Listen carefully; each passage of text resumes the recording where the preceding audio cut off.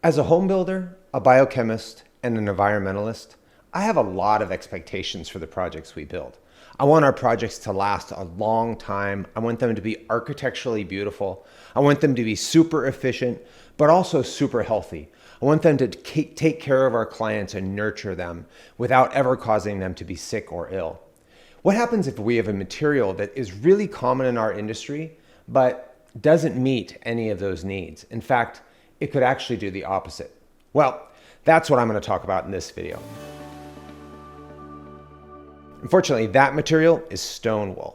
Another name for StoneWool is Rockwool, which is the main manufacturer in this industry. And you see that StoneWool is actually being used a lot in projects, from exterior insulation to interior insulation, from acoustic insulation. It's everywhere. In fact, what we see when we see Rockwool and StoneWool is a material that has really pervaded the entire industry. Now, how did it do that? Well, you see Rockwool all over the place, and StoneWool, again, is a common name. And it's not just Rockwool that makes it, it's also Johns Manville and Roxol, and really all of the big insulation companies. Now, they all produce this Rockwool, which is a stone basalt. So that material is actually volcanic rock, and they heat it up and then they spin it out kind of like fiberglass, and they make a batt material. And that batt material has this kind of woven fibers that look just like this.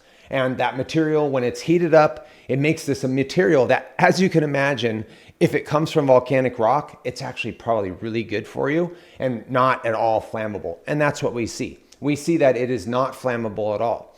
But the really good for you part, well, we're going to talk about that in a minute. This non-flammable material, that's great. We just got done watching a lot of California and specifically Los Angeles burn. So flammability is really important to us. We may have to make sure that we're building fireproof materials. And as we said earlier, this Rockwool is used all over the place. It's used as exterior insulation, as you can see in this figure right here, and it also is used as interior insulation right here on the insides of the walls, where it's freely exchanging air with the inside of the house. It's also used on basement retaining walls as an insulation to insulate that concrete basement. And that's really a good use of an insulation material, is to make sure that your basements are warm and dry. And I literally use Rockwool on my own house. And this is us building that house and using Rockwool and a big stack of Rockwool that I was going to use throughout that house. But then I was at one of my jobs and I saw that there was a piece of Rockwool on the ground and it was sitting in a puddle and it was soaking wet, like soaking wet. It had leached all of the water up, or sucked all of the water up, and it was soaking wet. You pick it up, it weighs about 4 pounds, and you can squeeze all the water out of it. And I'm sitting here going, this is an insulation that is routinely advertised as being hydrophobic, meaning water hating, but it's actually not. In fact, it absorbs water very cleanly, and we'll talk about that in a minute as well. I got so worried about the materiality of that I actually ripped it out of my entire house and replaced it with cellulose. That actually came as a significant cost to me, but I was actually really glad I did. And here's why. So first of all, Roxol has done a really good job of getting to a lot of different places. And some of these organizations that I'm actually really excited about and I strongly support their missions, like the Passive House Academy, Passive House Network, California Passive House, and the Passive House Accelerator, are all sponsored by Rockwool. They're even a big topic from This Old House, which is a TV show I used to watch all the time when I was young. They're a big promoter of Passive House, and as an insulation company, they should be. So what's my problem? Well, besides the fact that it absorbs water, which is a big insulation, especially it's on the outside of your house, they have what's called phenol-formaldehyde in them. And phenol-formaldehyde is a glue that most fiberglass insulation companies have actually long ago dispelled of, because they got a bunch of bad publicity for having phenol-formaldehyde in them. And they were basically forced by market pressures to get rid of all the phenol-formaldehyde. So now you'll see all of the fiberglass insulation companies, or most of the fiberglass insulation companies, say no formaldehyde. Well, the StoneWool industry has not gotten that memo. And if you see here, and this is a website I really love, it's called Informed. And Informed gives you these guides of all these different types of building materials. And in their insulation guide, they actually promote formaldehyde-free mineral wool, which is also another word for stone wool, which is what rock wool is, bats and boards. And I totally agree. In the right circumstances, in the right usage, rock wool and stone wools will be fine material. But you also see that down here, they have standard mineral wool bats and boards. Now, what does standard mean? Well, it means that the majority of the manufacturers are using the standard method, which includes, and you can see it here, formaldehyde, a carcinogen and asthmagen that can be released into communities during the manufacturing. Also, small quantities of residual formaldehyde can be released into living spaces during use. So I'm a biochemist, and formaldehyde is the chemical that we use to embalm bodies. So like the cans, the little jars in science lab that you had in high school of the like possum that was white and in a jar of liquid, that's formaldehyde. That chemical made that possum forever fixed. It's called fixed. And what does fixed mean? It means it takes the literal chemicals within that possum, the proteins, the fats, the carbohydrates, and cross-links them in such a way that that material is no longer recognized by nature as something that is biodegradable. So it takes something that is living and biodegradable and makes it non-biodegradable. Well, non-biodegradable also means not living, right? So formaldehyde is actually a biocide. It means it kills life. And it can do that same cross-linking to your DNA. Now, for me, that's a no-win situation. Like, I am not going to use a material that rapidly or even to a small extent off-gases formaldehyde. That's an unacceptable consequence, especially when there are so many different versions of insulation that we can use that don't have formaldehyde. I mean, bloody fiberglass insulation doesn't have formaldehyde. Why wouldn't we use that? Well, that's a really good question, and I don't really have a great answer for it. Why everybody is using stone wool when we have fiberglass that has the same function as stone wool. It operates the same way. It's made from melting glass versus melting rocks. It's non-flammable and it doesn't off-gas formaldehyde. It doesn't make sense to me. So why am I so bothered by formaldehyde? Well, besides my high school chemistry class, if I look up formaldehyde, which is a byproduct of phenol-formaldehyde and actually is a component that off-gases, I also know phenol, which is the other component of phenol-formaldehyde, is also a carcinogen causing cancer and a teratogen, which means it causes birth defects. Formaldehyde, if you look up Pharos, which is another website that I spend a lot of time looking, it's filled with red marks, meaning high probability of carcinogenicity and mutagenicity. And if you look at down here, these lines here are all the agencies around the world that prohibit the use of formaldehyde. I'm not going to read all of them. It's a lot. That's just an unacceptable consequence. Why would I put that in there? Now, you could say, well, maybe stone wool is different than fiberglass and we can't use a non-formaldehyde binding agent in it because somehow it's different chemistry. Well, unfortunately, that doesn't hold water. Well, bad choice of words. We're going to talk about rock wool and stone wool holding water later, but what in fact we see is that rock wool actually has a phenol-formaldehyde and no formaldehyde containing rock wool that you can buy. Well, theoretically you can buy. I actually haven't been anyplace and seen anywhere that sells it. They sell a version that's similar to this that's called AFB that has formaldehyde, so it doesn't have the EVO after it. Now, I have a real problem with that. If they have one product that has no formaldehyde and all the rest have phenol-formaldehyde in them, why are they selling versions that have phenol-formaldehyde? If you look at what's called the SDS or the safety data sheet, we can see that in this document right here, actually rock wool has whole families, and only one of these families, the first family, is formaldehyde free. All the rest of them fall in a different family. If we go farther down this document, you'll see this version, this first version, has no added formaldehyde binder, which means it doesn't have a formaldehyde base. But all the rest of them do, from 3% to 1%, are up to 5% formaldehyde. That's a lot of formaldehyde, and that's going to be a lot of off-gassing. Now, what's the problem with that? Well, if we go all the way down here, we know that formaldehyde is a California Proposition 65 carcinogen, meaning it causes cancer. And they are documenting that in their own documents that their first version, that Evo, doesn't have formaldehyde in it, but all the rest of the versions do. Now, how do I know that? Because I can also go to their HPD, or Health Product Declaration, and look. And in their Health Product Declaration, which is really giving you the impact, or giving you the relevance, health impacts of that product, we see that down here in this section right here, they actually call out the fact that they have a phenol polymer with formaldehyde. So they're actually claiming this. Now, I don't really love the idea of phenol-formaldehyde, but I have to give Rockwool credit. They are actually claiming it. They are not trying to hide it like many, many other companies try to hide the toxic chemicals. They are actually doing an excellent job of reporting the fact that they do have formaldehyde. Now, they're still using it, phenol-formaldehyde, but they're at least claiming that they're using it. So when I do a search for this Rockwool AFB Evo, I can't find it.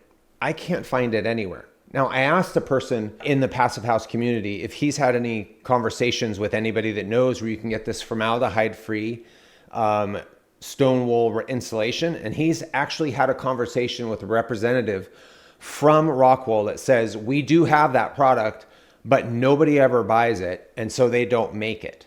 Now, I'm guessing, this is just a guess, but I'm guessing that they don't ask for it because most people don't know that Rockwool and all the other StoneWools have phenol-formaldehyde. Well, almost all the other StoneWools.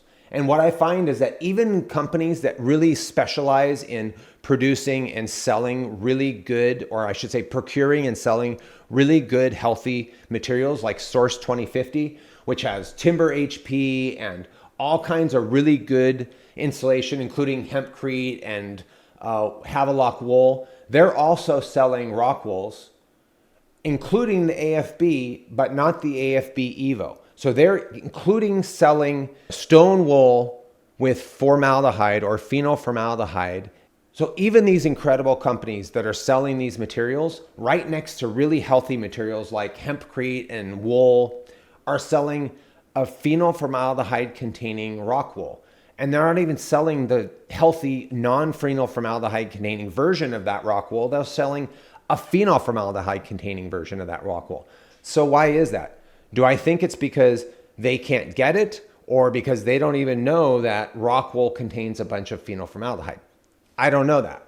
But that's not the only reason that we won't use phenol-formaldehyde containing Rockwool in our projects. So this AFB Evo, they actually went out, much to my appreciation for them, they actually went out and got what's called a declare label. And a declare label is really awesome because it's all about declaring the components and the chemicals in your product, which shows a level of transparency that very few companies have and very few companies promote. And they actually have the declare label on the website for the Living Future Challenge. And what we see by that declare label is we're actually looking at that material right here. What we see is that the AFB Evo actually has 0 red list. So it is actually red list, what's called red list free. That's kind of the highest level. That is a really great product. I would have 0 problem supporting this material for interior use. This is a great material. The AFB, without the phenol-formaldehyde exclusion, unfortunately, hits red list approved, meaning that they are declaring the components in their materials up to 99% at 100 parts per million. That's actually a really high threshold. So I promote and think that Rockwool is doing a great job of talking about their product and being totally transparent about it. Does that mean that I love it? Well, not really. So what else? Besides the fact that this material contains a chemical which I would never voluntarily put in my projects, what else don't I love about general Rockwools or StoneWools? And I don't want to exclude every other StoneWool manufacturer or specifically focus on Rockwool. It's just the common name, kind of like Band-Aid is to adhesive bandages. Well, I also don't love the form factor of batt insulation. Batt insulation. So this is a project, our own project, before we actually went through and made the insulation guys come back and fix it. But this is one of our own projects. And you see the fiberglass insulation in this wall. It's the pink stuff. And look, that's a wall, and yet you could see right through the wall, and you can see all the plumbing in that wall. That's not because these guys were totally incompetent that installed it. It's because it is really hard to install batt insulation. And in fact, we actually did a video that we're going to release soon about this very wall and the fact that this was unacceptable, and we were going to have to come up with another way of insulating this wall. Now, I honestly have to say that when you look at a picture like this, and this is an exterior wall, and you look at this picture, there is really no possible way that you're going to effectively insulate this wall with fiberglass insulation. It's too hard. There's too many little nooks and crannies. The way that fiberglass and stone wool insulation function is they stop airflow. So they stop convection within the wall cavity. Well, it can only stop convection in the wall cavity if you're taking away all the little air pockets and filling them with fibers that stop that airflow. There's no way when there's this much space in between wires that you're going to get fiberglass batts in there. The only way to insulate these areas are with foam insulation, so spray foam insulation, which I'm not a big fan of. We'll do another video on that. Or dense packed cellulose. We're actually filling that whole wall with insulation, with cellulose insulation, which is essentially recycled newspaper, behind a fabric where you can actually pressurize that cellulose to get into all those little nooks and crannies. This is really, really hard. So it's not that the material itself is bad. It's that the way that it is installed in the expectation of those installers is just really brutal. You know, in a wall where we have wires running through the cavities, the proper way to install this insulation is to cut that insulation and to pull the insulation around and wrap it around that wire. So the wire goes through the middle of the insulation. It doesn't compress the insulation in that wall cavity. Because what happens when you take 4 inches of insulation and you compress it into an inch? It only functions as an inch of insulation. So you're buying 3 or 2.5 inches of insulation that you're not getting to use, and you're not getting the benefit of it. That's a poor use of resources. So this is a really common way that we see of fiberglass insulation installed. And in fact, we actually did another video, which we'll also release, where this wall on the right of me is actually a wall that we took the sheathing off on the outside, and that's how the previous guys insulated that wall. Like, that's not stopping any airflow. Like, that is absolutely characteristic of the projects. And here's another picture of that wall underneath the window. Literally, they just shoved in handfuls of insulation and didn't bother actually installing it correct. The homeowner didn't get any value in that insulation. So really, again, I don't have a specific issue with stone wool or rock wools in their function. It's how they're installed that makes them very, very difficult to install. So next we're going to talk about the environmental impact of stone wool insulation. Now, I'm a big, huge believer in you do as much as you can with as little resources as you have. And so that resources can sometimes mean money, it can sometimes mean time, it can also mean energy. Now, when you have a material that takes a lot of energy to make, that's called the embodied energy of that material. So something like steel has a lot of energy. It requires you to mine it, to purify it, to smelt it, and then to form it into materials. And melting that material takes a ton of energy. Stone wool, as you can imagine, it's literally a rock. So we have to melt that rock. So they take a ton of energy to melt that rock, bring it up to a really high temperature. They make it into this fiberglass like similar material. And what we see is in this great article found in the magazine Green Spec, they actually did analysis of the embodied carbon of insulations. And what we see here is that rock wool and stone wools, and again, rock wool just is common name, has a very, very high, what's called R value, or the thickness required to meet this standard of insulation. So that means that it's kind of on par with cork and all the other types of common fiberglass and cellular insulation. So it does a good job of insulating, right? It's no problem with that. Again, it's not about the material, it's about the application. But if we go farther down in this article, we see that when we look at what's called the embodied carbon of that stone wool, how much energy it takes to actually produce, and we compare it to something like cork or fiberglass, we actually find that rock wool has a significant amount of energy it takes to make that insulation, that small amount of insulation, much, much more than cork and not nearly as much as polyurethane foams, right? So here's the rock wool right here. There's different versions of the rock wool. This is a more dense version, so it's going to obviously take more material to make it, but it has a very, very high embodied carbon. But if we look at the amount of material or energy it takes to produce that rock wool versus the amount of energy it sequesters, and we compare it to things like cork or wood board, a common name for wood board is timber HP or Gutex, which are insulations we use a lot, and compare it to mineral wool and rock wools or to the polyurethane expanded insulation, we see that those are actually much, much higher embodied carbon. So we're having more of a functional impact on the planet by using those insulations than we are in using other forms of insulation that insulate just as well. Next, we're going to look at the fact that we've mentioned it before in this video. Rock wool is advertised as a hydrophobic material. Hydrophobic, again, meaning water hating.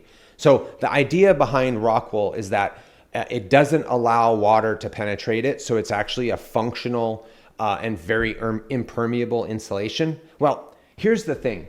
Rock wool is actually also used as the growth media in commercial media plants. And you can see here, all of these little squares right here are rock wool soaked in water with a seed planted at the top and plants growing out of that. And in fact, rock wool itself advertises itself as an insulation company and a bunch of other companies. There are actually 4 different companies over here. And interestingly, one of those companies is a company called Grodan. Now here's Grodan's website. They're talking about using growth media made out of rock wool to absorb water to allow you to plant plants. So all these plants here are growing out of rock wool. Now, that's really interesting when they talk about rock wool being a hydrophobic material, and yet they also talk about it being a great place to plant plants. And you can see all the roots growing through that rock wool right here.